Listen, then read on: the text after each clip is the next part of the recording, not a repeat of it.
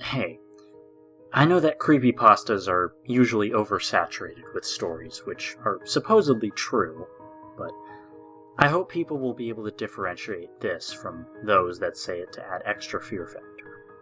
The chances are, I'm crazy. If you told me about this, I'd say you were trying to spook me, but that's the thing. He, or it, is on the other side of the room. I guess it's only proof of my insanity that I've gone with the Creepypasta wiki instead of trying to protect myself. I can still remember the days when he wasn't there. Oh, how I miss them.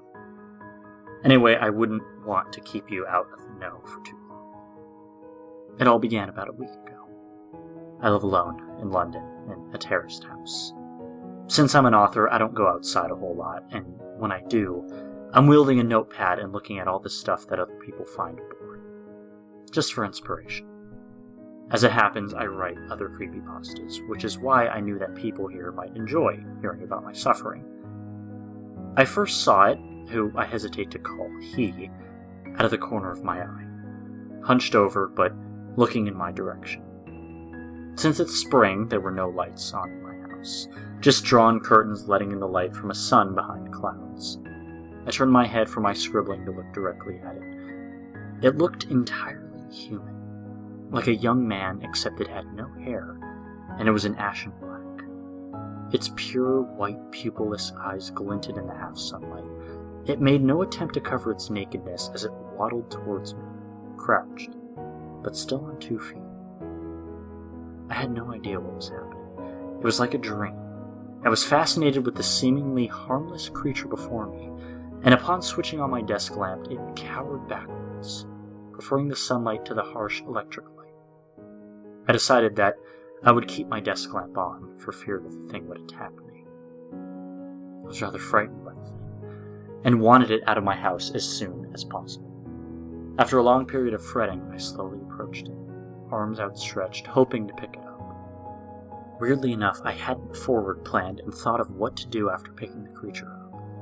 However, this didn't matter, as when I got close, the thing lashed out with horrible black fingers, almost close enough to tear my shirt. It would have to leave of its own accord. I made my way to bed that night, convinced that I had somehow imagined the monster. It didn't seem too unlikely for a creepypasta writer to have such a wild imagination.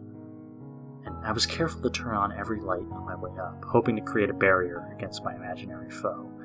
I even kept the reading lamp attached to my bed turned on, just in case the thing tried to cut my throat as I slept. I woke up and saw that my book light was still on. I remembered and laughed at my own wild imagination.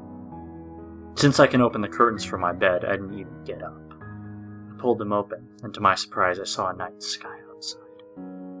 I turned to check the door, and that is when I saw it.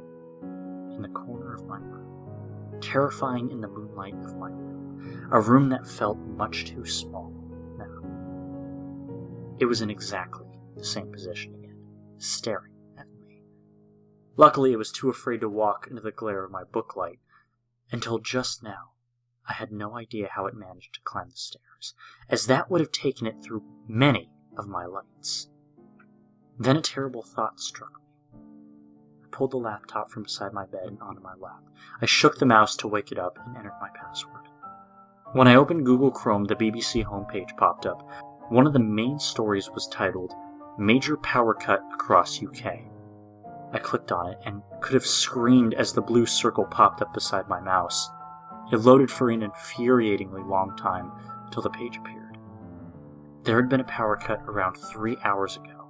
It had lasted around 10 seconds, long enough for the creature to make it to my room before the lights switched back on, and forced it into the corner. I immediately flicked over to the Creepypasta wiki, hoping my nightmares would make entertainment to at least somebody. So here I am, typing away. God, I hope I'm hallucinating, or something. The thing is still watching me with its disgusting pale eyes, just waiting. This would make a good story, but I'm so sure it's real. Give me insanity any day.